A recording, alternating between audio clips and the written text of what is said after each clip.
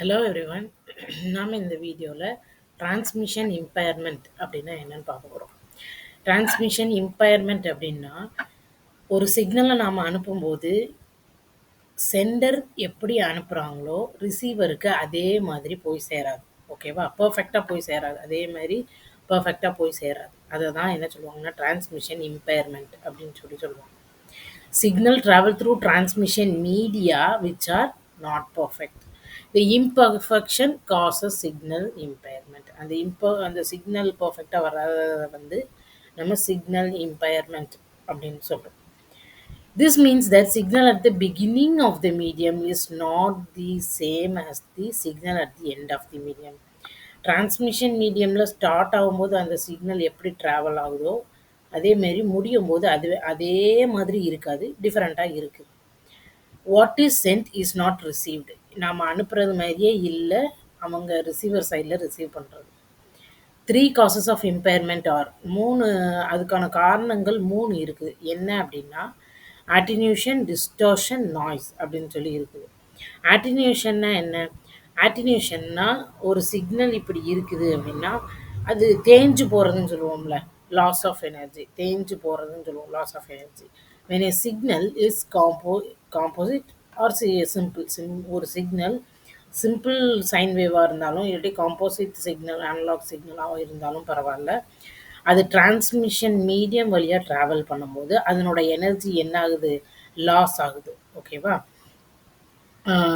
Loss some of its energy in overcoming the resistance of the medium. அப்படியே போய்கிட்டே இருக்கும்போது அதனோட energy loss ஆகுது. That is why wire carrying the electric signals get warm if not hot after a while. அது வந்து கொஞ்சம் தூரம் wire வழியாக ட்ராவல் பண்ணி போகுது அப்படின்னா ஒயர் சில சமயம் சூடாக இருக்கிறத நம்ம பார்ப்போம். ஃபோன் சார்ஜ் பண்ணுவோம், சில சமயம் ஒயர் வந்து சூடாக இருக்கும் அப்படின்னா என்ன அர்த்தம்? அதில் லாஸ் ஆஃப் எனர்ஜி இருக்குது. அந்த அந்த சிக்னல் வந்து என்ன ஆகுது? சூடாகுது. ஓகேவா? எலக்ட்ரிக் சிக்னல் வந்து சூடாகுதுன்னு அர்த்தம். The some of the electrical energy in the signal converted to heat. அப்படின்னா என்ன அர்த்தம்? எலக்ட்ரிக் எனர்ஜி ஹீட்டாக கன்வெர்ட் ஆகுதுன்னு அர்த்தம். அதனால தான் அந்த ஒயர் வந்து என்ன ஆகுது? சுடுது. டு காம்பன்சேட், அதை காம்பன்சேட் பண்ணுறதுக்கு, அந்த லாஸை காம்பன்சேட் பண்ணுறதுக்கு நாம் என்ன செய்கிறோம்? ஆம்ப்ளிஃபையர்ஸ் வந்து யூஸ் பண்ணுறோம். ஆம்ப்ளிஃபையர்ஸ் யூஸ் பண்ணும்போது நம்மளுக்கு பழைய சிக்னல் அப்படியே வந்து கிடைக்கும். ஓகேவா? டெசிபல்னா என்ன? To show the signal has a lost or gained strength. ஒரு சிக்னலில் ஸ்ட்ரென்த் வந்து லாஸ் ஆஃப் எனர்ஜி ஆகிருக்குதா இல்லாட்டி கூட கொஞ்சம் சிக்னல் வந்து ஸ்ட்ரென்த் ஆகிருக்குதா அப்படிங்கிறத கண்டுபிடிக்கிறதுக்கு டெசிபல் அப்படிங்கிறத வச்சு நாம் கண்டுபிடிக்கிறோம். டெசிபல் என்ன செய்யுது அப்படின்னா 2 சிக்னல் இல்லாட்டி ஒரு சிக்னலை வச்சு 2 டிஃப்ரெண்ட் பாயிண்டில் வச்சு அது வந்து லாஸ் ஆகிருக்குதா எனர்ஜி இல்லாட்டி கெயின் ஆகிருக்குதான்னு நம்ம பார்க்குறோம். 2 டிஃப்ரெண்ட் பாயிண்டில் வந்து நம்ம வந்து பார்ப்போம். அப்படியே கால்குலேட் பண்ணும்போது டெசிபல் வந்து நெகட்டிவாக இருந்ததுன்னா அந்த சிக்னல் வந்து ஆட்டினேட் ஆகிருக்கு, அதாவது தேஞ்சு போயிருக்கு. பாசிட்டிவாக இருந்துச்சுன்னா அந்த சிக்னல் வந்து என்ன ஆயிருக்கு? ஆம்ப்ளிஃபை ஆகிருக்கு, ஸ்ட்ரென்த்தாக இருக்குது. டெசிபல் இதுதான் formula. Decibels equal to 10 log 10 P2 by P1. இதில் இந்த வேரியபிள்ஸ் P2வும் P1ம் பாயிண்ட்ஸ். ஓகேவா? பாயிண்ட்ஸ் 2 பாயிண்ட் நம்ம எடுத்துட்டு அதில் 2 பாயிண்ட் எடுக்கிறோம். அந்த பாயிண்டில் அது வந்து ஆட்டினேட் ஆகிருக்கா இல்லாட்டி ஆம்ப்ளிஃபை ஆகிருக்குதா அப்படிங்கிறத நம்ம வந்து பார்க்குறோம். ஓகேவா? இதில் நோட் தட் சம் அது வேண்டாம் நமக்கு. இந்த மாதிரி கேஸில் ஸ்கொயர் ஆஃப் வோல்டேஜ் வந்து பவருக்கு ப்ரொபோர்ஷனலாக இருக்கும். பவருக்கு ப்ரொபோர்ஷனலாக இருக்கிறதுனால டிபி வந்து எவ்வளவு? 20 log 10 V2 by V1. Okay, இந்த புக்கில் வந்து டிபிக்கு வந்து பவரில் ரெப்ரசன்ட் பண்ணியிருக்காங்க. ஓகேவா? அப்போது ஆட்டினியூஷனுங்கிறது இதுதான். அது டெசிமலில் நம்ம வந்து அது ஆட்டினேட் ஆகிருக்கா இல்லாட்டி ஆம்ப்ளிஃபை ஆகிருக்கா அப்படிங்கிறத நம்ம வந்து என்ன செய்கிறோம்? செக் பண்ணுறோம். ஆட்டினேஷன்னா என்னது? Loss of energy. Electrical signals ஹீட்டாக கன்வெர்ட் ஆகுது. ஓகே, தென் இதில் ஒரு ப்ராப்ளம் நம்மளுக்கு கொடுத்துருக்காங்க. Suppose a signal travels through a transmission medium. ஒரு டிரான்ஸ்மிஷன் மீடியம் வழியாக சிக்னல் ட்ராவல் ஆகும்போது and its power is reduced to half. ஓகேவா? பவர் என்னவாகுது? ஹாஃபாக ரெடியூஸ் ஆகுது. This means that P2 is equal to half P1. In this case attenuation can be calculated as attenuation எப்படி calculate பண்ணுவோம் அப்படின்னா நம்ம ஃபார்முலா பார்த்தோம்ல, dB is equal to 10 log base 10 P2 by P1 அப்படின்னு சொல்லி பார்த்தோமா? அதில இந்த P2ஓட P2க்கு பதிலா half P1ங்கிறத சப்ஸ்டிட்யூட் பண்ணுறோம். இதுதான் அந்த ஃபார்முலா. half P1 என்னது 0.5 P1. இப்போ P1 கேன்சல் ஆயிரும். 10 log 10 0.5 அப்படின்னு இருக்கும். இது 0.5ஓட லாக் வந்து எவ்வளவு? மைனஸ் 0.3. ஓகேவா? ஆட்டின்யூட் ஆயிருக்கிறதுனால இங்கே மைனஸ் போட்டிருக்கோம் நம்ம. லாஸ் ஆஃப் எனர்ஜியில் அதனால் மைனஸ் போட்டிருக்கோம். மைனஸ் 0.3 அப்படின்னா என்ன அர்த்தம்? 1/10⁻⁴ 0.3 அப்படின்னு அர்த்தம். அப்படி வரும்போது நமக்கு டெசிபலில் -3 dB அப்படின்னு சொல்லி நமக்கு கிடைக்கும். ஓ சாரி, இது வந்து 10⁻⁴ கிடையாது, 10 into -0.3. அப்போது -3 0 இங்கே ஒரு பாயிண்ட் வைக்கும்போது -3 டெசிபல்னு நமக்கு கிடைக்கும். லாஸ் ஆஃப் 3 டெசிபல் வந்து is equal to losing of 1/2 of its power. ஓகேவா? நான் அடுத்த ப்ராப்ளம் கொடுத்துருக்காங்க. A signal travels through an ஆம்ப்ளிஃபையர்னா என்ன அர்த்தம்? இன்க்ரீஸ் ஆகும்னு அர்த்தம். And its power is increase to 10 times increase ஆகுது. ஓகேவா? அப்படின்னா என்ன அர்த்தம்? P2 is equal to 10 P1 அர்த்தம். அப்போது 10 log 10 10 P1 இது ரெண்டும் கேன்சல் ஆயிரும். 10 log 10 அப்போது 10 log 10ன்னு வரும்போது இந்த பேஸும் இந்த நம்பரும் சேமாக இருக்கும்போது நமக்கு 1ன்னு வரும். இந்த 10ம் இந்த 10ம் சேம். அதனால் இங்கே நம்மளுக்கு log 10 base 10 வந்து 1, 10 into 1 வந்து 10 dB தான் வந்து எனக்கு ஆன்சர். ஓகே, அடுத்தது அதாவது ஒரு இது இது வந்து இதில் வந்து இது ஒரு பாயிண்ட்டு, இது ஒரு பாயிண்ட்டு, இது ஒரு பாயிண்ட்டு, இது ஒரு பாயிண்ட்டு. இதனோட எக்ஸ்ப்ளனேஷன் என்னென்னா, இங்கே ஆட்டின்யூட் ஆகுது. ஏன்னா இங்கே -3 இருக்குது. அதுக்கப்புறம் ஆம்ப்ளிஃபையர் யூஸ் பண்ணுறதுனால +7. அதுக்கப்புறம் மறுபடியும் ஆட்டின்யூட் ஆகுது, அதனால் -3. அப்போது -3 +7 -3. அப்போது 7 - 6 எவ்வளோ? 1 தான் ஆன்சர். 1 dB. 1 dB தான் எனக்கு ஆன்சர். ஓகே, சொல்கிறது புரியும்னு நினைக்கிறேன். புரியலைன்னா கமெண்ட்ஸில் சொல்லுங்கள், நான் மறுபடியும் எக்ஸ்பிளைன் பண்ணுறேன். தி signal has gained in power. Okay, amplifier use பண்ணதுனால நம்மளுக்கு பவர் வந்து கெயின் ஆகிருக்கு. அதுக்கு அடுத்தால இது வந்து மில்லி வாட்ஸில் வந்து ரெப்ரசன்ட் பண்ணுவாங்க. சில டைம் டெசிபிளில் வந்து என்ன இதில் ரெப்ரசன்ட் பண்ணுவாங்க? மில்லி வாட்ஸில் வந்து ரெப்ரசன்ட் பண்ணுவாங்க. ஓகேவா? dBm is equal to 10 log 10 pm, where pm is the power in milliwatts. We can calculate the power. அதாவது dB வந்து dBm milliwatts, இது வந்து -30 இருந்தால் பவர் எவ்வளவு அப்படின்னு சொல்லி கேட்டிருக்காங்க. அப்போது dBm is equal to 10 log 10. அப்போது dBm is equal to நம்மளுக்கு என்ன கொடுத்துருக்காங்க? dBm is equal to -30. அப்போது -30 is equal to 10 log base 10ன்னு சொல்லி வரும். pm 10 log 10 log 10. ஓகேவா? இங்கே pm நம்மோட வேல்யூ தான் கொடுத்துருக்காங்க. அப்போ இந்த 10 இங்கே போயிடுச்சு அப்படின்னா -3 ஆகிடும். ஓகேவா? அப்போது pm is equal to 10 to the power of -3 எப்படி வந்தது அப்படின்னா, இப்படி இருக்கும்போது log 10 pm -3ன்னு இருக்கும்போது இங்கே லாக் இல்லை, அதனால் ஆன்டி லாக் எடுக்கணும். ஆன்டி லாக் எடுக்கும்போது இந்த 10 இங்கே போய் பவரில் இந்த -3 வரும். அதனால் pm is equal to 10 to the power of -3 milliwatt. Okay, then loss of cable. A loss in a cable is usually defined in decibels per kilometer. Decibels per kilometer. If the signal at the beginning of the cable வந்து இவ்வளோ, ஓகேவா?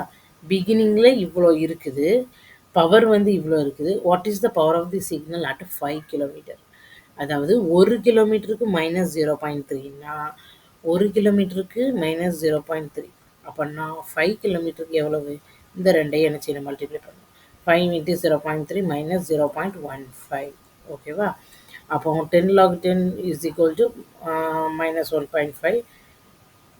அப்போ P2 by P1 is equal to -0.15ன்னு வரும். ஓகேவா? வரும்போது இந்த value நம்ம calculate பண்ணோம் அப்படின்னா 0.171 அப்படின்னு சொல்லி கிடைக்கிது. இதை நான் கால்குலேட்டரில் தான் போட்டு பார்த்தேன், கிடைக்கிது. அப்போது P2 by P1 வந்து 0.71 அப்படின்னா P2 வந்து 0.7 into P1 equal to 0.7 into இந்த 2 milliwatt, which is equal to 1.4 milliwatt. இந்த ப்ராப்ளம் உங்களுக்கு டவுட்டா இருந்தா, நான் இது இந்த வேல்யூ எப்படி கண்டுபிடிக்கணும்னு பார்த்துட்டு அப்புறமா அப்லோட் பண்றேன். ஓகே. ஃபர்ஸ்ட் அட்டென்யூஷன் பார்த்தாச்சு. அடுத்தால டிஸ்டார்ஷன். டிஸ்டார்ஷன்னா ஷேப்ல ஏதாவது சேஞ்ச் வருது அப்படின்னா, அதுதான் வந்து என்ன சொல்லுவோம்? டிஸ்டார்ஷன் அப்படின்னு சொல்லுவோம்.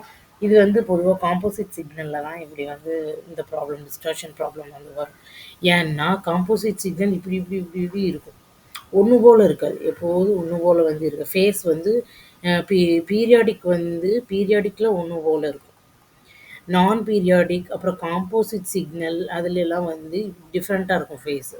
அதனால அது எப்படி அதனோட ஷேப்ல வந்து என்ன செய்யும்? டிஃப்ரென்ஸ் வந்து வரும். ஓகேவா? அததான் வந்து நம்ம அப்படி வந்துச்சுன்னா, அததான் நம்ம வந்து டிஸ்டார்ஷன் அப்படின்னு சொல்றோம். அது தனித்தனி காம்போனன்ட்ஸா பிரிச்சு பார்க்கும்போது தெரியும். ஓகே. Next noise. நாய்ஸ்ன்னா இருக்கிற சிக்னல்ல இருந்து எக்ஸ்ட்ராவா ஒரு நாய்ஸ் வந்து சேர்றதில்ல. அததான் வந்து நாய்ஸ்ன்னு சொல்லுவோம். என்னென்ன நாய்ஸ்லாம் இருக்குது அப்படின்னா, தெர்மல் நாய்ஸ் இருக்குது, இன்டியூஸ்டு நாய்ஸ் இருக்குது, கிராஸ் டாக் இருக்குது, இம்பல்ஸ் நாய்ஸ் இருக்குது. தெர்மல் நாய்ஸ்னா என்ன அப்படின்னா, ஒயர்ல எலக்ட்ரான்ஸோட மூவ்மெண்ட்ஸ்ல டிஃபரன்ஸ் இருந்ததுன்னா, அதுதான் ரேண்டமா இருந்ததுன்னா, அதுதான் என்ன சொல்லுவோம் நம்ம? அப்படி இருந்துச்சுன்னா நாய்ஸ் எக்ஸ்ட்ராவா ஆட் ஆகும். அதுக்கப்புறம் இன்டியூஸ்டு நாய்ஸ்னா மோட்டார்ஸ் நம்ம சொன்ன சத்தம் கேட்கும்ல, மோட்டார்ல சத்தம் கேட்கும்ல, அந்த நாய்ஸ் ஆட் ஆகுறது. அப்ளையன்சஸ்ல பொதுவா நம்ம யூஸ் பண்ற அப்ளையன்சஸ்ல ஆட் ஆகுறது. இந்த மாரி டிவைசஸ்ல வந்து சென்டிங் ஆண்டனா வந்து டிரான்ஸ்மிஷன் மீடியமாவும், ரிசீவிங் சென்டிங் ஆண்டனா வந்து டிவைஸாவும், ரிசீவிங் ஆண்டனா வந்து டிரான்ஸ்மிஷன் மீடியமாவும் ஆக்ட் பண்ணும்.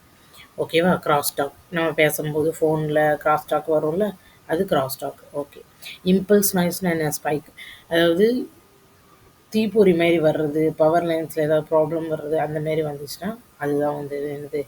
Impulse noise. ஓகேவா? அப்போ இது மொத்தம் நம்ம டிரான்ஸ்மிஷன் இம்பேர்மெண்ட்ல அட்டென்யூஷன் பார்த்துட்டோம், டிஸ்டார்ஷன் பார்த்துட்டோம், நாய்ஸ் பார்த்துட்டோம். ஓகே. நாய்ஸு இந்த இதுதான் ஒரிஜினல் சிக்னல். இது நாய்ஸ் எக்ஸ்ட்ராவா ஆட் ஆயிருக்கு. இது நம்மளுக்கு ரிசீவ்டு சிக்னல். இது வேற மாரி இருக்கு. இது வேற மாரி இருக்கு. நாய்ஸ் இருக்கிறதுனால. சரி. இது இந்த 3 முடிஞ்சிருச்சு. அதுக்கு அடுத்தால சிக்னல் டூ நாய்ஸ் ரேஷியோ. அடுத்த வீடியோல நம்ம வந்து டேட்டா ரேட் லிமிட் வந்து பார்க்க போறோம். அந்த டேட்டா ரேட் லிமிட்ட கண்டுபிடிக்கணும் அப்படின்னா, எஸ்என்ஆர்னா என்னன்னு தெரியணும். எஸ்என்ஆர்னா signal to noise ratio. Signal to noise ரேஷியோனா average signal power divided by average noise power. ஓகேவா? சிக்னல் பவரையும் நாய்ஸ் பவரோட ரேஷியோ தான் நமக்கு வந்து எஸ்என்ஆர்னு கிடைக்கும். ஓகேவா?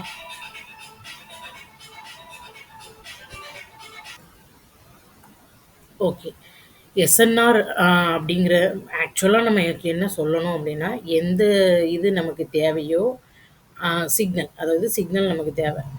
அதுக்கப்புறம் எது தேவையில்லையோ, அதாவது நாய்ஸ். அந்த 2ஓட ரேஷியோ தான் என்னது? எஸ்என்ஆர்ன்னு சொல்லுவோம். SNR is actually the ratio of what is wanted. எது? Signal. And what is not wanted. எது அப்படின்னா என்னது? நாய்ஸ். ஹை எஸ்என்ஆர் அப்படின்னா என்ன அர்த்தம் அப்படின்னா, நாய்ஸ் வந்து லெஸ் கரப்ட். அந்த சிக்னல்ல நாய்ஸ் வந்து கொஞ்சமா இருக்கு. லோ எஸ்என்ஆர்னா அந்த சிக்னல்ல நாய்ஸ் வந்து அதிகமா இருக்கு. Because SNR is the ratio of the two powers, it is often described in decibel units. ஓகேவா? SNR decibel is equal to 10 log 10 SNR. அதில் ஒரு ப்ராப்ளம் இருக்குது. நமக்கு பவர் ஆஃப் தி சிக்னல் வந்து கொடுத்துருக்காங்க, பவர் ஆஃப் தி நாய்ஸ் கொடுத்துருக்காங்க, SNR ratio கேட்டிருக்காங்க. எஸ்என்ஆர்னா என்னன்னு கண்டுபிடிக்கணும். அதுக்கப்புறம் எஸ்என்ஆர் டெசிபெல்ல கண்டுபிடிக்கணும். எஸ்என்ஆர் வந்து 10 மில்லி வாட் அப்படின்னா is equal to 10 milli watt is equal to 1000 10 இல்லை 1 milli watt is equal to 1000 microwatt. ஓகேவா? அப்போ மைக்ரோவாட் டிவைடட் பை இது மைக்ரோவாட்டில் தான் இருக்குது. அப்புறம் டிவைடட் பை 1 மைக்ரோவாட், அதே வேல்யூ தான் வரும்.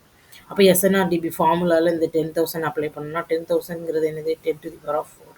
அப்போ அந்த 4 இந்த சைட் கொண்டு வந்தோம்னா 10 into 4 is equal 4 log 10 base 10. 10 base 10னா இது வந்து 1 ஆயிரும். அப்போ 10 into 4 into 1ன்னு வந்துடும், which is equal to 40. அதான் ஆன்சர்.